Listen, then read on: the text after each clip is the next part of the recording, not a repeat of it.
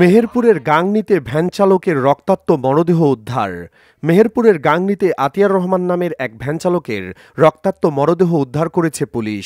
আজ রবিবার দুপুরে গাংনী থানা পুলিশের একটি টিম উপজেলা হাতিয়ান বাদিয়াপাড়া মাঠের রাস্তার পাশে কলাবাগান থেকে তার মরদেহ উদ্ধার করে। আতিয়ার রহমান গাংনী উপজেলার করমদি গ্রামের মাঠপাড়ার রহিদুল ইসলামের ছেলে। ভ্যান ছিনতাই করতেই তার মাথায় আঘাত করে ও কুপিয়ে খুন করা হয়েছে বলে প্রাথমিকভাবে ধারণা করছে পুলিশ।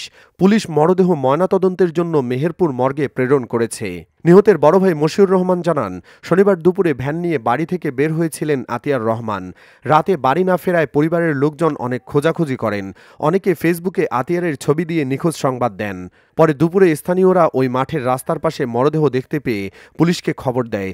সংবাদ পেয়ে পরিবারের লোকজনও ঘটনাস্থলে এসে মরদেহ শনাক্ত করেন।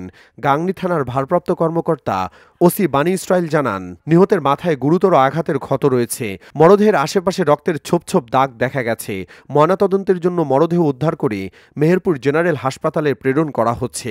আমরা এখানে আসছি, এখন লাশ এখানে মৃত অবস্থায় পাওয়া গেছে। আমরা আইনগত ব্যবস্থা গ্রহণ করছি। এখানে আমাদের সাইবারের শক্তিশালী ইউনিট আছে। আমরা আছি একযোগে কাজ করে মৃত্যুর প্রকৃত রহস্য উদ্ঘাটনের জন্য সর্বোচ্চ চেষ্টা অব্যাহত আছে এবং আমরা গ্রহণ করেছি। একই সাথে খুনের ঘটনায় রহস্য উন্মোচন এবং খুনিদের গ্রেফতারের চেষ্টা করছে পুলিশ। সিরাজউদ্দৌলা পাভেল, মেহেরপুর।